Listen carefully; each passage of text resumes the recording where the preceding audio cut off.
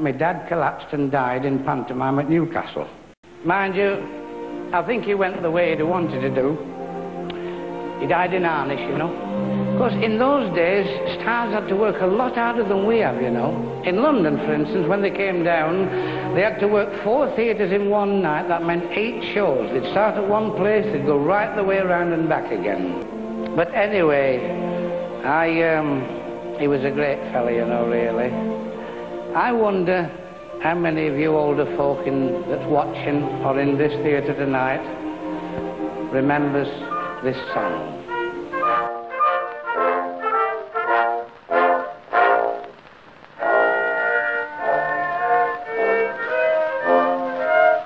I'm a Boy Scout. When Smith ran second in the Derby last July, I was standing at the corner of the street. A fella dressed in uniform could easily see that I was standing at the corner of the street.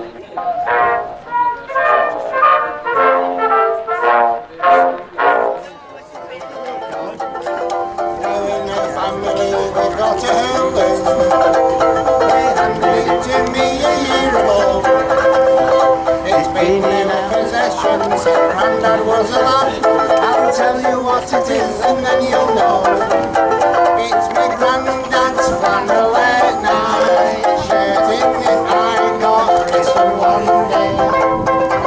Down at their church, where in the world, no highway boy or girl. It had one little bikini, we're in a mess, but I brought it honeymooning with me gut. She said, what does it mean? I shoved it down her ear. It's my granddad's flannel light shirt. Lordy, lordy, my granddad's flannel light shirt.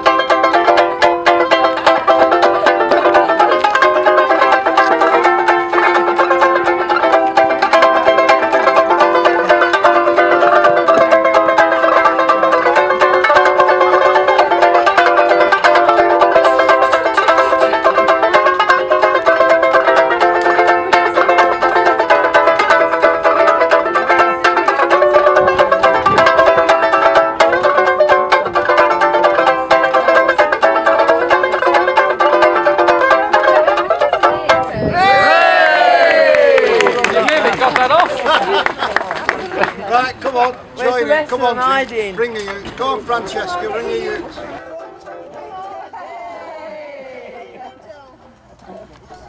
We'll start off with one of George's most famous ones. We can all join in with this, Leaning on a Lamppost. I'm leaning on a lamppost at the corner of the street, and there's a certain little lady comes by. Oh me, oh my, I hope the little lady comes by. I don't know if she gets away, she doesn't always get away, but anyhow I know that she'll try. Oh me, oh my.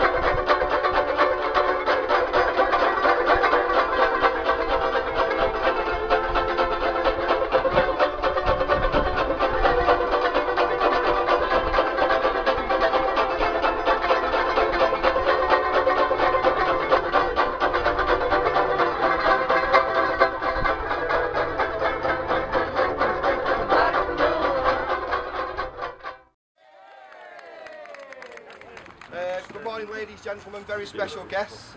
We've gathered here today on a weekend of celebrations and commemorations to host our very own. All over the country today, people are beginning their celebrations, and I'm delighted to be beginning my weekend here with you all, not to celebrate a queen, but to remember a king. Hey. A king of entertainment, a legend of the music hall era, George Formby Senior.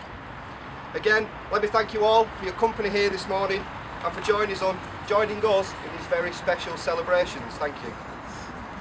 Trevor Rowley, where's Trevor? Trevor Rowley, Tameside resident from Mosley, was astounded to learn while researching George Formby Senior that not only was he born here in Ashton-under-Lyne, but that this fact had not been recognised in any way. So he put forward a nomination for a blue plaque, a nomination that, when considered by Tameside Council, was subsequently rejected. Not on the grounds that, unfortunately, not every nomination can be successful, but, as was stated in the letter, that George Formby Senior was not unique or outstanding enough. Pantomime villains, this council. Well, on grounds such as that, how could that decision not be appealed? Unfortunately, despite the appeal, the decision by the vetting panel stood and they upheld their initial refusal. Now we're getting into it. Not to be discouraged, Trevor contacted local authors and brothers, Philip and David Williams, known in the local community and beyond for their various books on aspects of northern life, local history and music hall and theatre. Trevor hoped the Williams brothers may have ideas for another line of attack. Hooray! They're the heroes in this story, ladies and gentlemen. And together, the three of them came up with the idea of a public subscription to fund the plaque. And after months of hard work, I'm delighted that we all find ourselves here today. George Formby Senior was born into poverty, hardship and deprivation in the Ashton-under-Lyne of 1875. Despite suffering bronchial problems since early childhood, sheer hard work and determination saw his star ascend right to the very top. He developed into one of the biggest names and highest earners in British music hall, and twice performed before the King and Queen at their request. At the time of his death in 1921, he left behind a diary with enough advanced bookings to take him through 1926.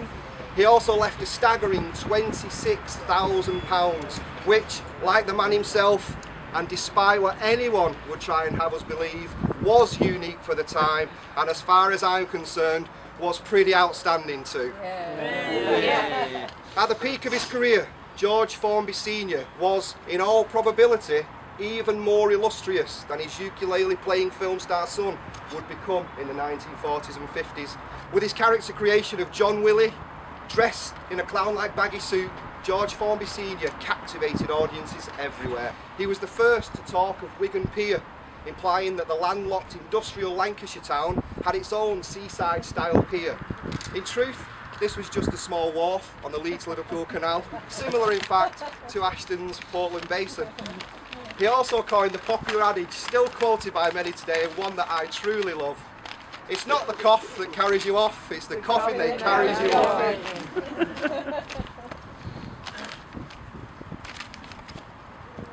This, together with another catchphrase, "I'm coughing better tonight," and his real bronchial cough were to become his trademarks. That was a good cough. That's the best cough I've done this year. That Zambuck does do you good. In fact, though he was beloved by audiences everywhere, the country over, few realised just how he suffered in order to entertain them. He never let it be known how truly ill he was. The man we know as George Formby Senior was actually born James Booth here on Hodgson Street at number 26 in 1875. The house outside which we're standing today is on the spot where the Music Hall Inn once stood and where in his teenage years the young Jim Booth performed. It's well known that Formby had a very miserable childhood. He was the illegitimate son of a teenage Sarah Jane Booth. When he was just about 6 months old, his mother married Frank Lawler at St Peter's Church, just across the way. It is believed that Frank was actually the boy's father, and shortly after the marriage, young Jim was to take the Lawler surname. As parents, the lawless failed on a grand scale. Their love of alcohol seemingly deeper than the love of their son. The marriage was a stormy and violent affair for young Jim. The family home was one filled with endless drunken quarrels and fights, and where he was often half-starved and continually ill-treated. He developed severe asthmatic and bronchial problems from the age of 7, a condition which remained with him throughout his life. His suffering was not helped by the fact he was forced to endure many nights sleeping on the doorstep of his terraced home or on the cold stone floor of the communal lavatory. This neglection meant he was often reduced to singing in the streets of Ashton in the hope of earning a few pennies to buy food. Much of the money earned by his mother was being squandered to feed her drinking habit, and after a stint of working in Pryor's Ironworks, which he left due to the ill effects on his health, and a brief spell on the market garden, he soon found that he could earn enough money to survive by singing in the free and easies at the local public houses. It was in 1892 at the Spread Eagle pub, which would have been behind us where the Lidl supermarket currently is, that theatrical agent Mr. Brown first took him under his wing, teaming him up with another youngster to create the Brothers Glen Ray. Travelling the north of England as one of this singing duo became the escape route from his mother. He once said that he could remember as miserable a childhood as ever fell to the lot of a human creature, with parents that allowed him to go his own way and of being absolutely uncared for. Yet, leaving Ashton was no reflection on the town itself. It was simply a means of severing his family ties. He would never forget the town of his birth and returned on many occasions to play the inns and music halls on his way to stardom. He would also return later in his career to play Ashton's theatres as George Formby, one of the biggest and best loved stars in the country, and he always referred to the townsfolk of Ashton as my people. 95 years ago this month, during the First World War, Ashton was rocked by a huge explosion at the local munitions factory. 46 people lost their lives in the explosion, over 100 more were hospitalised, with many more made homeless. If you look behind, which is just over there towards the road, you may see a monument, the spiky one. That's the memorial sculpture by Paul Margetts, which marks this event. Formby's affinity with Ashton and his people came to the fore in the wake of this disaster when a relief fund was established to raise money for the victims and families of the bereaved. Formby offered to perform a matinee at the Theatre Royal with all the proceeds going to the fund. He was unwell at the time, and his management team desperately tried to dissuade him, but he wouldn't be deterred and performed his act in front of a full house, and even auctioned a signed playbill and a bag of sugar, which, ladies and gentlemen, was very scarce at the time, let me tell you. From 1918 onwards, his health became progressively worse, and he eventually succumbed to the tuberculosis that had plagued him for years. He died on February 8th, 1921. It gives me great pleasure to be here today remembering a man who always was so quick to remember the people of his hometown, Ashton-under-Lyne. Of course, the placing of this plaque wouldn't have been possible without the help of several people who I'd like to thank today. Please join me in thanking these people, which include Trevor Rowley. Trevor, thank you. Trevor first had the idea of this blue plaque. Also to local authors Philip and David Williams. I'd like to thank Councillor Joyce Bowerman for joining us here this morning. Peter Marland, Nicola Woods and Claire Leader at Ashton Pioneer Homes, who own this property. Also, and our sincere thanks to Donna Flanagan and her daughters Leah and Natalie of 65 Welbeck Street for allowing the plaque to fix to their home. And of course to the many people who contributed to the fund, especially Jerry Maudsley and the members of the George Formby Society, many of whom we've seen already today. Thank you all, and thank you for joining us here today. I would now like to introduce our special guest of honour to perform the unveiling, granddaughter of George Formby Senior. Ladies and gentlemen, please welcome Geraldine Smith.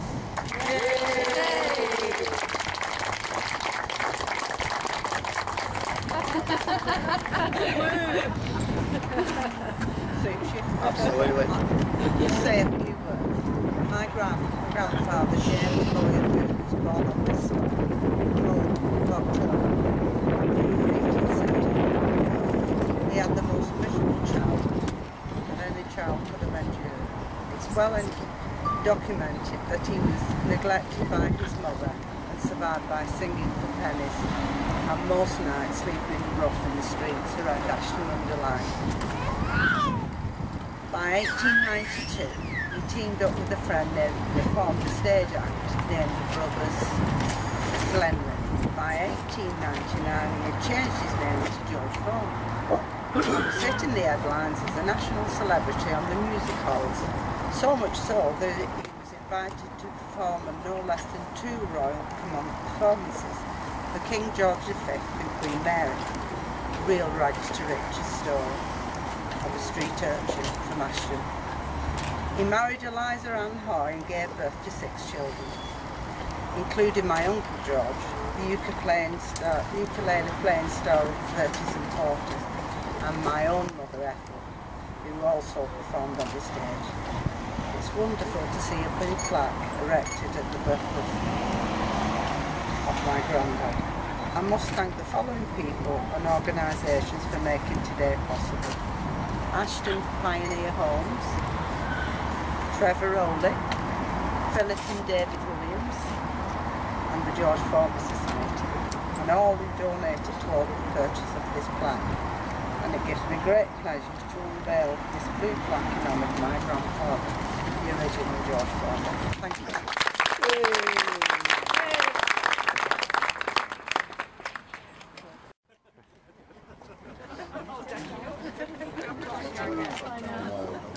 That's all I'm going to take them down. Yes. Take a side each and roll it, that's it. Look this way, lovely, please. Look this way. Look this way, that's it. Go on, roll it up, that's it. And again, this way. Right, love, look this way. Lovely. Well, I think that's about all now.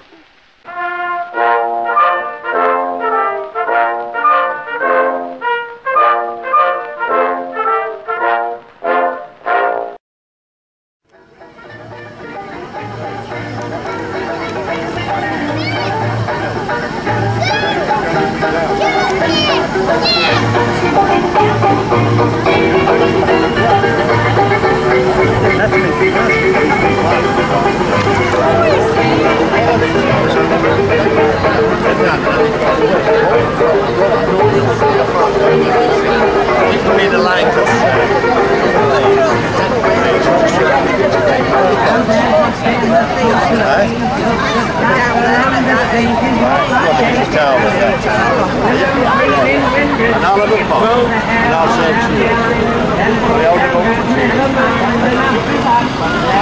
because George Formby Senior, My profession, I work, but I'll never stop.